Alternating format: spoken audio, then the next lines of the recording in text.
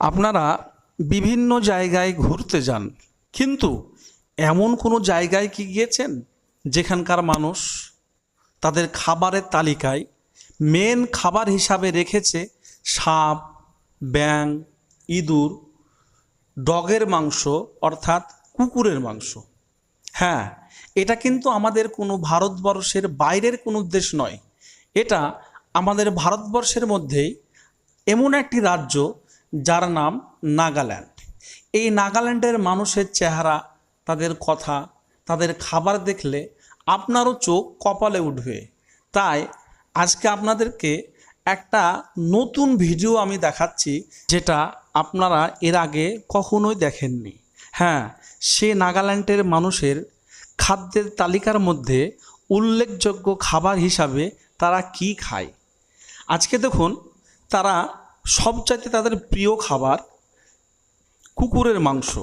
সেই কুকুরের মাংসগুলো বাজারে খুব চড়া দামে বিক্রি হয় এবং সেখানের নামি দামি পয়সাওয়ালা লোকগুলো এই কুকুরের মাংসগুলো তারা খায়। তাছাড়া আরও তাদের কাছে প্রিয় খাবার ব্যাঙ। দেখুন, তারা বাজারে বিক্রি করছে বিভিন্ন প্রজাতির ব্যাঙ, বিভিন্ন কোয়ালিটির ব্যাঙ, ছোট, মাঝারি, বড়, এমনকি একটা এক এক রকমের দেখতে। তাই বিভিন্ন কাস্টমার এসে বিভিন্ন ধরনের ব্যাঙগুলো তারা কিনে নিচ্ছে এবং এই ভদ্র মহিলা সেও বেশ কিছু ব্যাঙ তার কাস্টমারের কাছে বিক্রি করলো। তার পাশেই দেখুন, এই কাস্টমার সেও তার খাবার হিসাবে পোকাগুলো খুব মনোযোগ সহকারে বেছে নিচ্ছে, যাতে করে তার পোকাগুলো মরা না থাকে, অর্থাৎ সে তাজা পোকা কিনতে চায়। তাই এই নাগাল্যান্ডের মানুষের খাবারের তালিকা সত্যিই একটা অদ্ভুত বিষয়।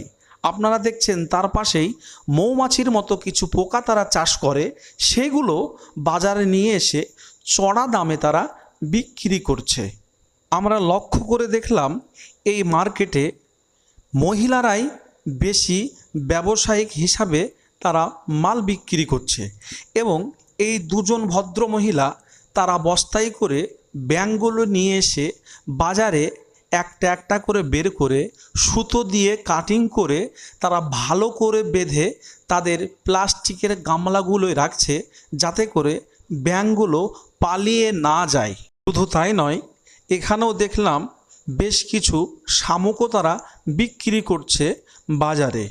এবং আপনারা যেটা দেখছেন, এটা কয়েক ধরনের পোকা, এইগুলো তারা বিক্রি করছে।